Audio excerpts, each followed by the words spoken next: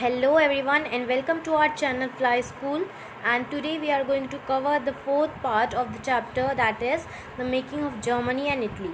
And also I want to inform you that in this video we will cover the fifth and sixth topic of this chapter. Okay, so stay tuned with us. Let's see what we are going to do today. The making of Germany and Italy.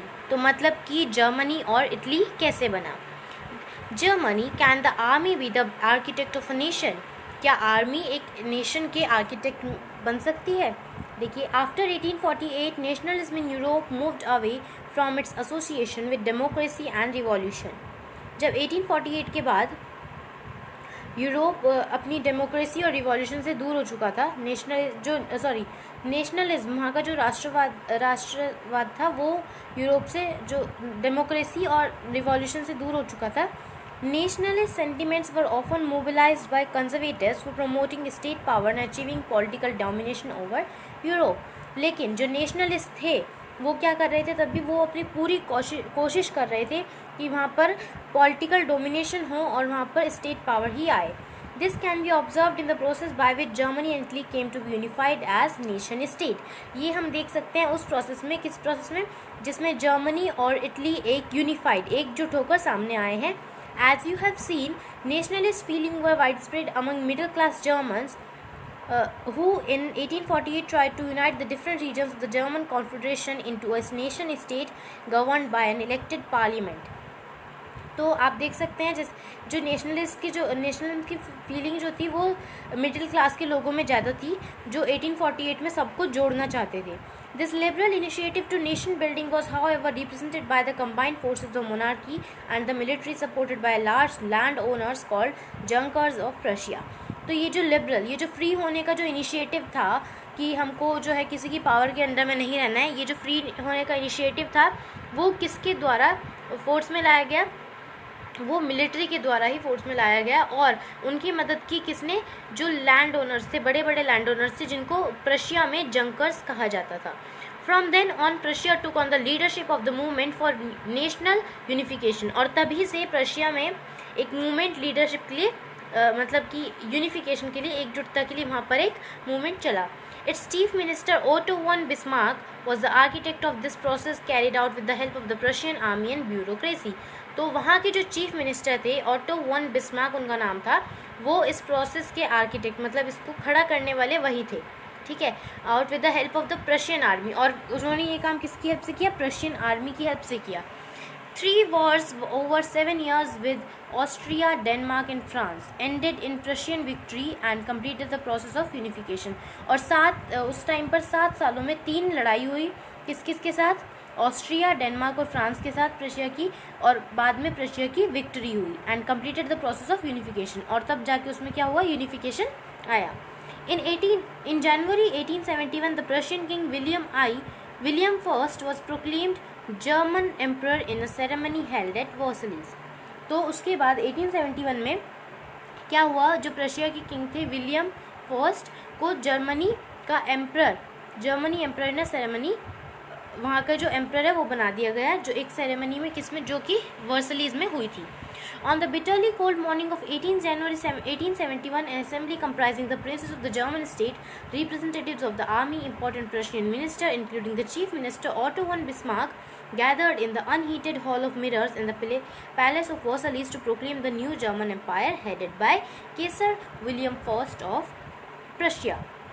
ठीक है, तो यहाँ पर क्या हुआ? 18 जनवरी 1871 की morning को ये हुआ कि जर्मन स्टेट्स के जो लोग थे, वहाँ के जर्मन के जो लोग थे, और जो भी रिप्रेजेंटेटिव्स थे, आर्मी के जो लोग थे, और वहाँ के जो चीफ मिनिस्टर थे, वो सब मिल करके एक वर्सलीज में एक बड़े से शीशे का जो महल है उसमें जा कर के वो इकट्ठा हुए, और वहाँ पर विलियम फर्स्ट को वहाँ का जो है जर्मन का एम्पायर सौंप दिया गया. The nation building process in Germany had demonstrated the dominance of Prussian state power. The new state placed a strong emphasis on modernizing the currency, banking, legal and judicial system in Germany. अब जो ये नया state जो बना था उसकी वजह से क्या हुआ? वहाँ पर एक मॉडर्नाइजेशन होने वाला था करेंसी में, बैंकिंग में और जुडिशियल सिस्टम्स में. Prussian measures and practices often become a model for the rest of the Germany. जो भी प्रशिया में मेजर्स और प्रैक्टिसेस थे, मतलब कि वेट्स वगैरह जो भी थे, वो सब एक क्या बन गए, मॉडल बन गए पूरे जर्मनी के लिए। Okay, Italy unified. Like Germany, Italy too had a long history of political fragmentation. Italy was scattered over several dynastic estates as well as the multinational Habsburg Empire. During the middle of the 19th century, Italy was divided into 7 states, of which only one, Sardinia Piedmont, was ruled by Italian princely house. तो mid 19th में क्या था, Italy जो था 7 अलग अलग states में divide हो रखा था, और जिसमें सिर्फ एक स्टेट ऐसा था जो कि इटालियन प्रिंस के द्वारा ही रूल किया जा रहा था, वो था Sardinia piedmont. The north was under Austrian Habsburg, north जो था वो ऑस्ट्रियन हैम्सबर्ग में था, के अंडर में था। सेंट्रल पार्ट जो था वो पॉप्स के अंडर में था, एंड द सदर्न रीजन जो थे वो domination of the Bourbon Kings के अंडर में थे। Even the Italian language had not acquired one common form and still had many regional and local variations. और इसी वजह से क्या हो रहा था, जो इटालियन जो लैंग्वेज है उसको भी कोई एक कॉमन फॉर्म नहीं मिल रही थी, और उसके भी अलग अलग वेरिएशंस हो रहे थे। During the 1830, Giuseppe Mazzini, who had sought to put together a coherent program for a unitary Italian republic, उसके बाद 1830 में गिस्सेपे मज़ीनी ने क्या किया, एक क्या बोलते हैं कोहेरेंट, मतलब कि सबको इकट्ठा करने का एक प्रोग्राम किया for the unitary of Italian Republic, वहाँ के जो लोग हैं उनको उनकी यूनिटरी के लिए। He had also formed a secret society called young Italy for the dissemination of his goals. उन्होंने एक सीक्रेट सोसाइटी भी बनाई थी उनके गोल्स को आगे रखने के लिए, ठीक है, जिसका नाम था young Italy. The failure of revolutionary uprisings both in 1831 and 1848 meant that the mantle now fell on Sardinia Piedmont under its ruler King Victor Emmanuel II to unify the Italian states through war. In the eyes of the ruling city elites of this region, a unified Italy offered them the possibility of economic development and political dominance. तो देखिए क्या हुआ वहाँ पर, जो भी revolution सर्दिनिया में पहले 1831 और 48 में जो फेल हो चुके थे वो किसके अंडर में आ गए, किंग वेक्टर इमैनुअल सेकंड के अंडर में आ गए, और एक यूनिफाइड स्टेट इटली बनकर। In the eyes of the ruling elites, जब वो यूनिफाइड हुए तो लोगों को लगा कि अब क्या होगा, इकोनॉमिक डेवलपमेंट होगा और पॉलिटिकल डोमिनेंस भी होगा। Okay, Chief Minister Cavour, who led the movement to unify the regions of Italy, was neither a revolutionary nor a democrat. तो जो वहाँ के जो चीफ मिनिस्टर थे कैवोर, वो ना तो एक कोई क्या बोलते हैं जो सबको यूनिटी देना चाहते थे, वो ना तो कोई रिवॉल्यूशनरी थे, ना तो कोई लड़ाई करने वाले थे, और ना ही वो डेमोक्रेट थे। Like many other wealthy and educated members of the Italian elite, he spoke French much better than he did Italian. तो जो वहाँ के जो चीफ मिनिस्टर थे वो भी सिर्फ एजुकेटेड मेंबर थे, ओके, और वो फ्रेंच इटालियन से ज़्यादा अच्छी बोल सकते थे। Through a tactful diplomatic alliance with France engineered by Cavour, Sardinia Piedmont succeeded in defeating the Austrian forces in 1859. और जो अलाइंस कैवोर ने अप्रूव की थी उसकी हेल्प से क्या हुआ, सर्दिनिया पीडमोंट जो था वो ऑस्ट्रिया को हराने में क्या हुआ, सफल हो गया। Apart from regular troops, a large number of armed volunteers under the leadership of Giuseppe Garibaldi joined the fray. In 1860, they marched into South Italy and the Kingdom of the Two Sicilies and succeeded in winning the support of the local peasants in order to drive out the Spanish rulers. तो उसके बाद क्या हुआ, 1860 में क्या हुआ, गिसेप्पे गरीबाल्दी जो है, ठीक है, इसके सपोर्ट से क्या हुआ, सिसिली और दोनों सिसिलीज जो थे, साउथ इटली और दोनों सिसिलीज जो थे, उनको वो भी स्पेनिश लोगों को तो स्पेनिश रूलर्स को वहाँ से निकालने में सफल हो गए। In 1861 Victor Emmanuel second was proclaimed king of united Italy. 1861 में विक्टर इमैनुअल सेकेंड को इटली का जो यूनाइटेड इटली का किंग बनाया गया।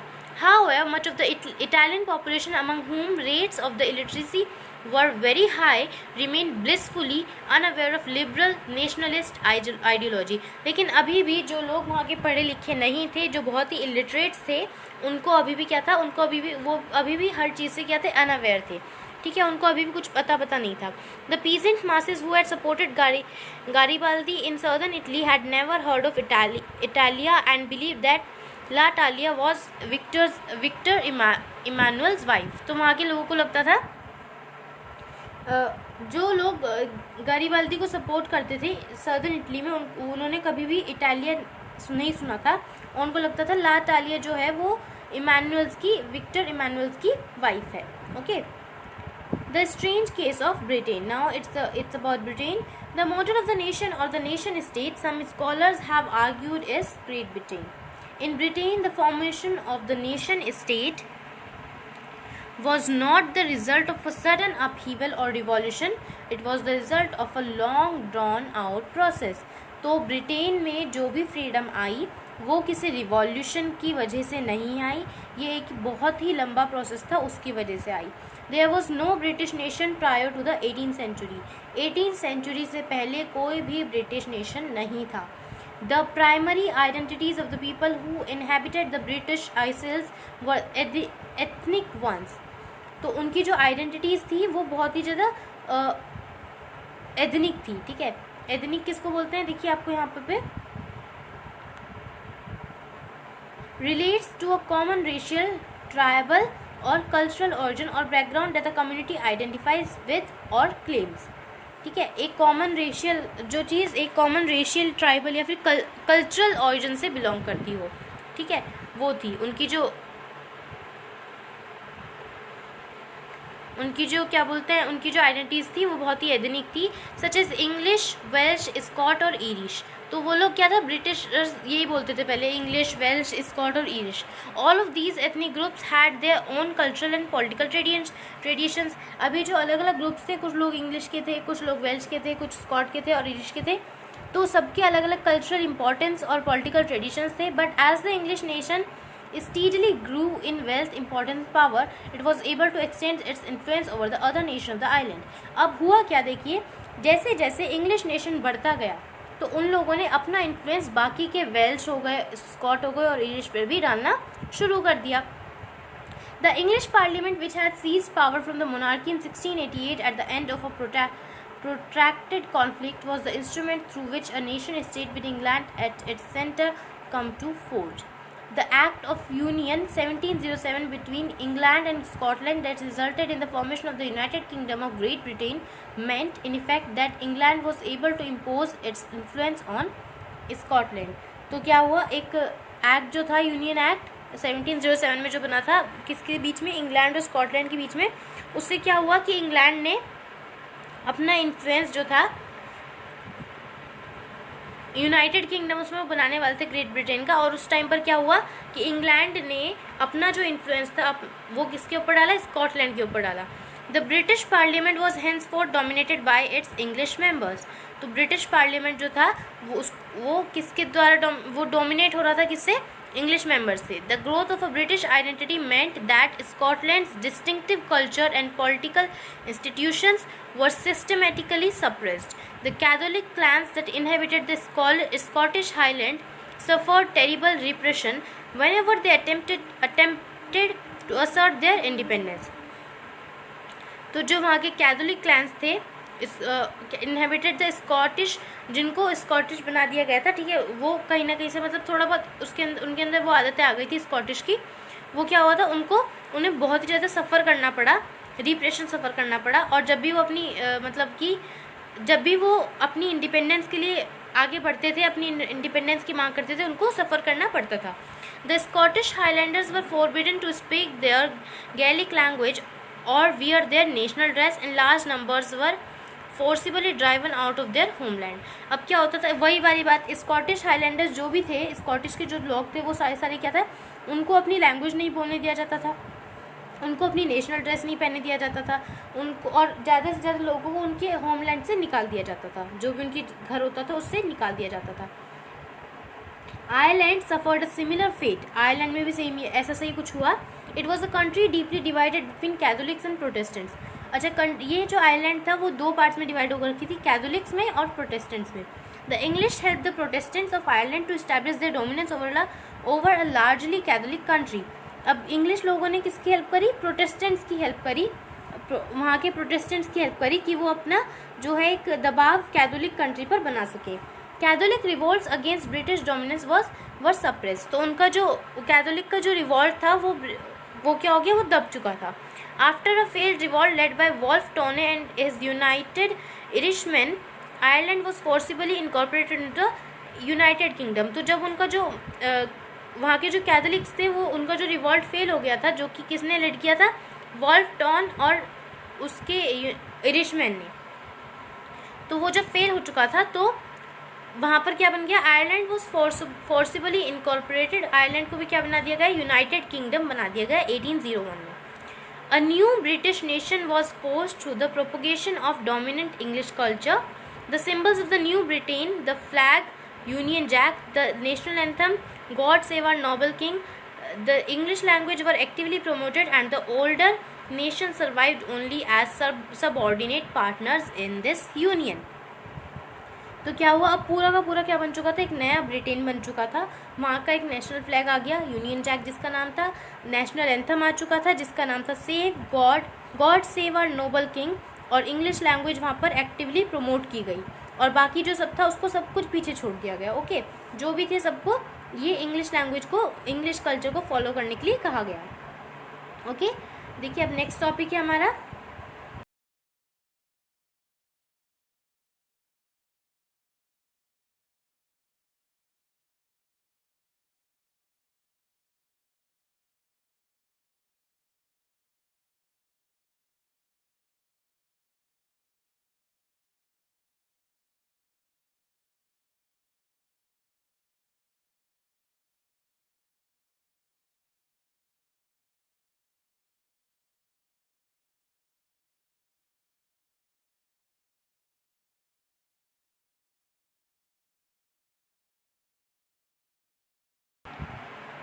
visualizing the nation. While it is easy enough to represent a ruler through a portrait or a statue, how does one go about giving a face to a nation? Artists in the 18th and 19th century found a way out by personifying a nation. In other words, they represented a country as if it were a person. तो वहाँ के जो artist थे, क्या बोलते हैं, जो 18 और 19 सेंचुरी में जो भी आर्टिस्ट हुआ करते थे वो एक कंट्री को कैसे रिप्रेजेंट करते थे? एक आदमी की तरह रिप्रेजेंट करते थे. Nations were then portrayed as female figures. The female form that was chosen to personify the nation did not stand for any particular woman in real life. Rather, it sought to give the abstract idea of the nation a concrete form. That is, the female figure became an allegory of the nation. तो क्या हुआ? तो वहाँ के जो artist थे वो nation को किस तरह रिप्रेजेंट करते थे? एक फीमेल फिगर के तौर पर रिप्रेजेंट वो करते थे. और वो कोई एक फीमेल फिगर रियल में एग्जिस्ट नहीं करती थी, वो सिर्फ क्या था? एक उनकी विजुअलाइजेशन थी. ठीक है, वो सिर्फ उनकी एक विजुअलाइजेशन थी और जो कि एक एब्स्ट्रैक्ट आइडिया देती थी कि हमारा नेशन कैसा होगा. Okay,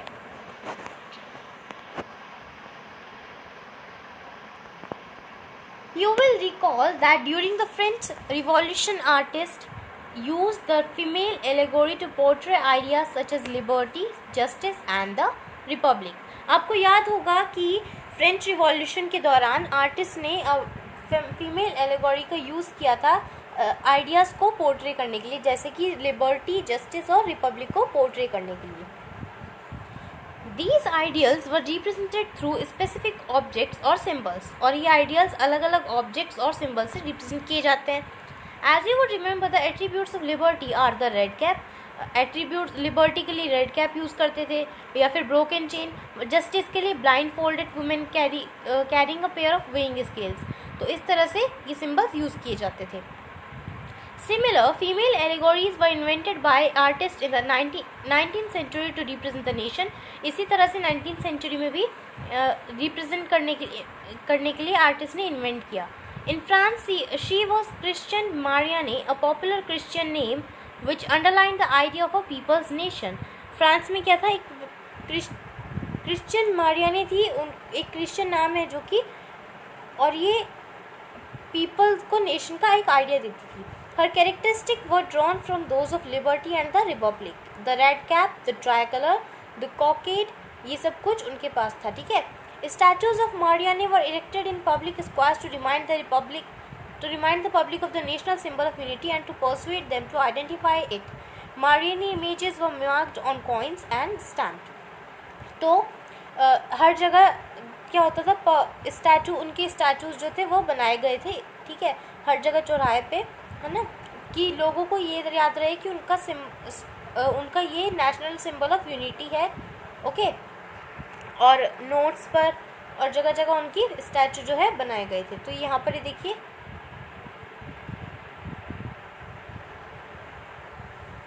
similarly Germania become the allegory of the German nation. इसी तरह से जर्मानिया क्या बन गया, एलेगोरी बन गई जर्मन नेशन की. यहाँ पे जर्मानिया की एलेगोरी दिखा रखी है आपको, देखिए, जर्मानिया फिलिप फीट. ठीक है.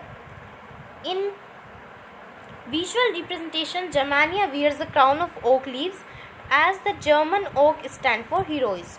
तो जर्मानिया जो थी वो ओक लीव्स का एक क्राउन पहनती थी. यहाँ पे देखिए दिखा रखा है, ओक लीव्स का एक क्राउन पहनती थी जो कि हीरोइज्म, जिसका मतलब था हीरोइज्म. ओके. जो कि हीरोइज्म को शो करता था. ठीक है. यहाँ पर देखिए अलग अलग सिंबल्स के अलग अलग मतलब हैं, जैसे कि ब्रोकन चेन है, बीइंग फ्रीड, और breast plate with eagle, symbol of the German empire. तो इस तरह से अलग अलग जगह के और अलग अलग जो सिंबल्स हैं उनके अलग अलग सिग्निफिकेंस थे. Okay.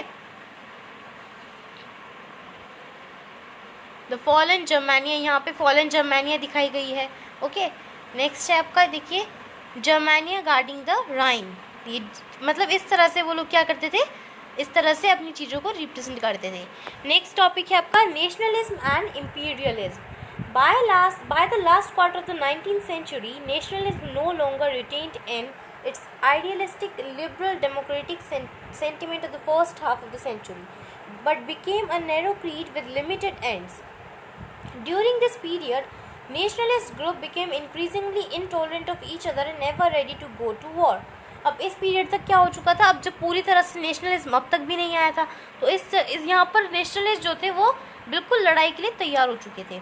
The major European powers in turn manipulated the nationalist aspirations of the subject peoples in Europe to further their own imperialist aims. The most serious source of nationalist tension in Europe after 1871 was the area called the Balkans.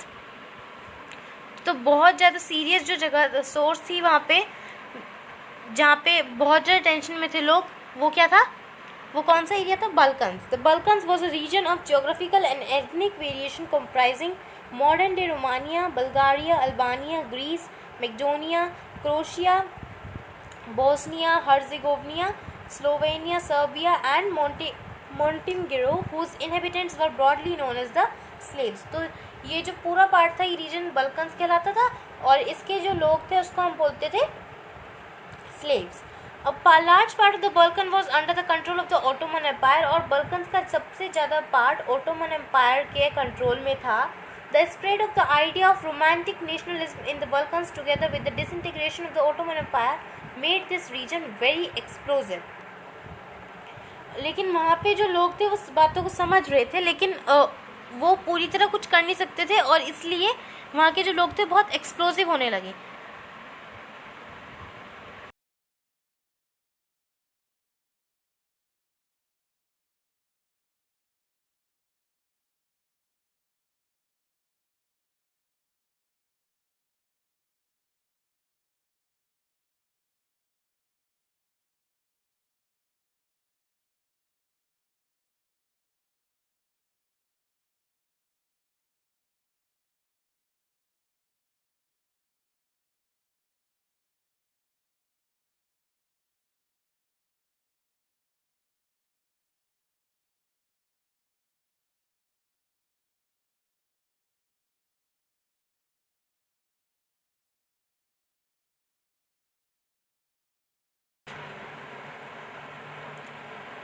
All through the 19th century, the Ottoman Empire had sought to strengthen itself through modernization and internal reforms, but with very little success. अब वहाँ के लोगों ने क्या सोचा? All through the Ottoman Empire had sought to strengthen itself. Ottoman Empire का क्या था कि वो अपने आप को वहीं के वहीं क्या करने वाली थी? स्ट्रेंथ देने वाली थी और मॉडर्नाइज करने वाली थी और कहीं ना कहीं अपने उस एम में सफल होने वाली थी.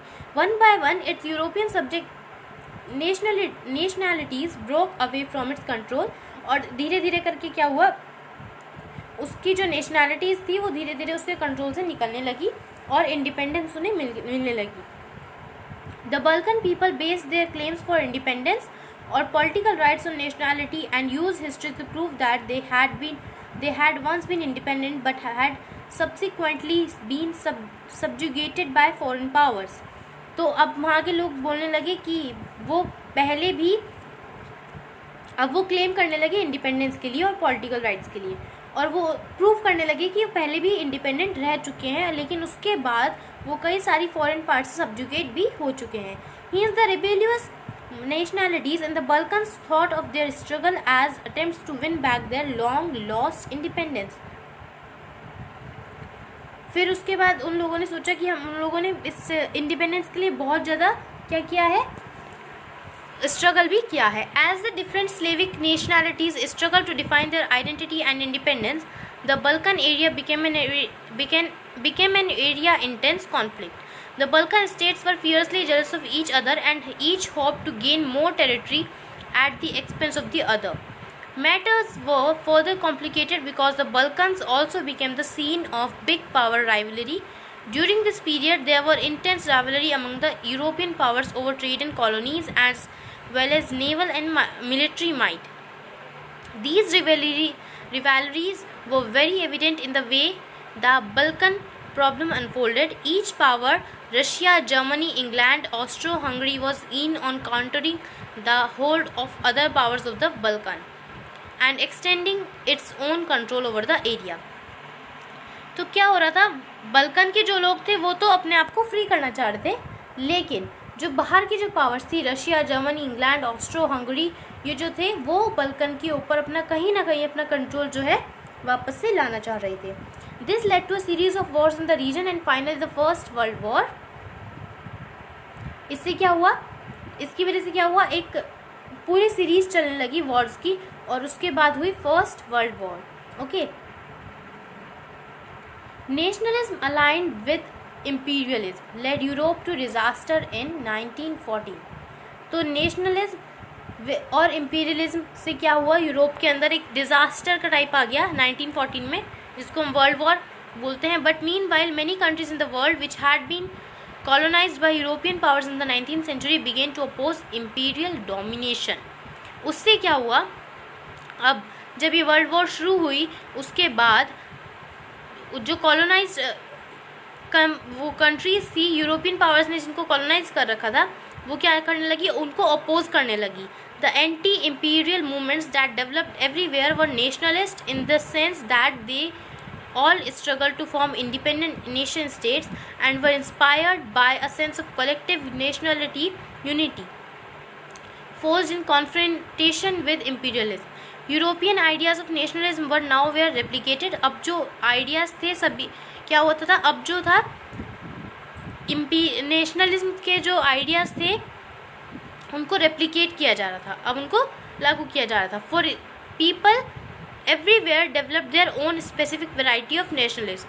अब क्या हो रहा था, अपनी अपनी जगह पर जो भी जगह थी वो लोग अपनी अपनी तरह से अपना अपना खुद का नेशनलिज्म चला रहे थे. But the idea that society should be organised into nation state came to be accepted as natural and universal. लेकिन ये जो आइडिया था कि सब कुछ क्या होना चाहिए, ऑर्गेनाइज्ड होना चाहिए, सोसाइटीज़ जो है ऑर्गेनाइज्ड होनी चाहिए और नेशन स्टेट्स होनी चाहिए, ठीक है, तो ये क्या हो गया, सबने एक्सेप्ट किया, ठीक है, और ये पूरा आइडिया बन चुका था. ओके.